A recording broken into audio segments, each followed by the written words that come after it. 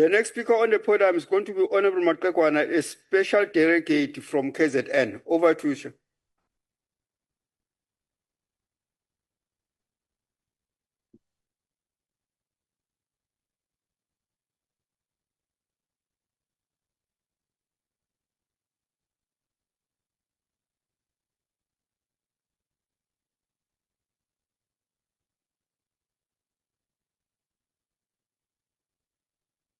Thank you very much, Honorable Chairperson. Greetings to yourself, honorable members, honorable ministers, MECs present, our members in the gallery.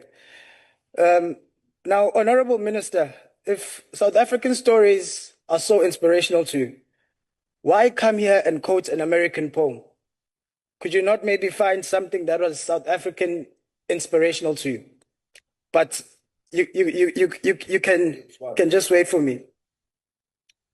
Our government is neither on its mark, set or ready. Can we not expect anything to go forward? This is what this budget represents. Words that cannot run a race or become lyrics to bad song. The arts have long been abandoned by successive ministers and administrations. And it would seem that this administration is no different. There are very few artists or athletes that could say they feel supported by this administration.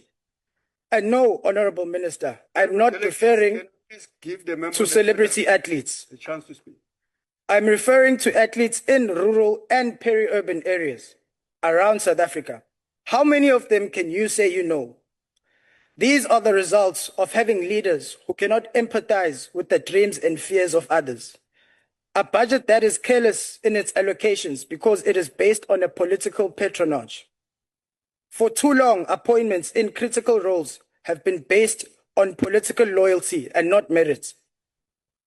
This practice cultivates patronage networks, prioritizing personal or political agendas at the expense of institutional integrity, consequently undermining public service delivery and potential economic growth.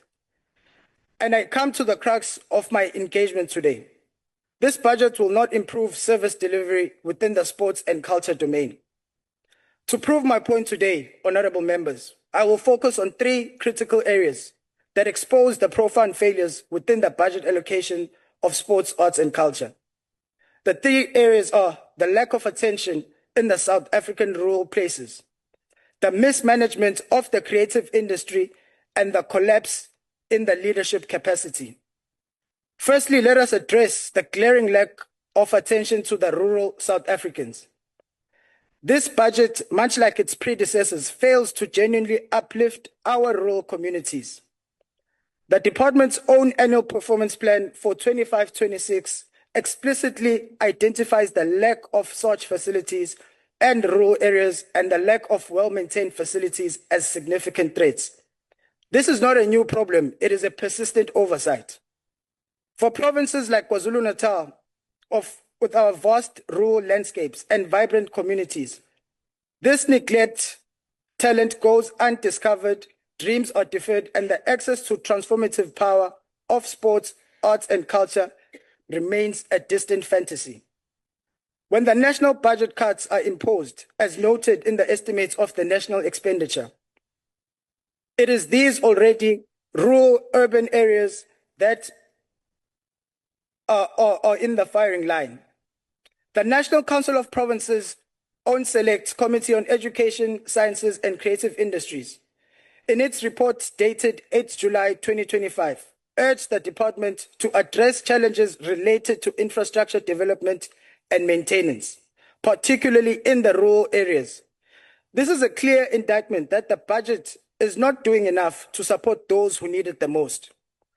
We cannot foster a truly inclusive society when basic sporting facilities or cultural hubs are non-existent or dilapidated in most parts of our country. Secondly, we must confront the stark mismanagement of the creative industry. The arts and culture sector, a vital engine for economic development and job creation, is clearly struggling under the weight of poor governance and inefficient resource allocation. While arts and culture promotion and development receives a significant allocation within votes 37, the impact on the ground is minimal or unsustainable. Various artists, institutions, and associations have cited that the current administration is not managing the economic potential of the creative industry. You see, Honorable Minister, a few celebrities succeeding does not make a creative industry. I know it can be a tempting desire. Finally, and perhaps the most critically, this budget reflects a collapse in the leadership capacity. Recycling appointees who lack adequate qualifications or sector-specific expertise by the minister directly weakens the oversight mechanisms, compromising effective governance and accountability within public institutions. This then presents our issue as South Africans. Individuals have prioritized personal and political agendas instead of institutions that they serve. The systemic issues we observe, from neglected rural areas to the struggling creative sectors, are symptoms of a deeper alignment and lack of decisive and effective leadership. The department's annual performance plan states that the finalization of standardized indicators for provincial institutions is still dependent on the finalization of the medium-term development plan, which as of February 2025 was still not finalized. How can we expect when the very roadmap for strategic planning and implementation remains incomplete? Furthermore, the Department of Sports, Arts and Culture identifies insufficient cooperation, collaboration, and alignment between stakeholders as a major threat. This speaks volumes about leadership unable to foster the necessary synergy between national, provincial, and local entities. The NCOP Select Committee, in its 8 July report 2020-25, explicitly recommended that the department strengthen its monitoring in the evaluation of mechanisms to ensure effective and efficient utilization of resources to improve accountability, and that it expedites the finalization of the medium-term development plan to provide a clear guidance and targets for provincial institutions. These are direct calls for a leadership to get its house in order.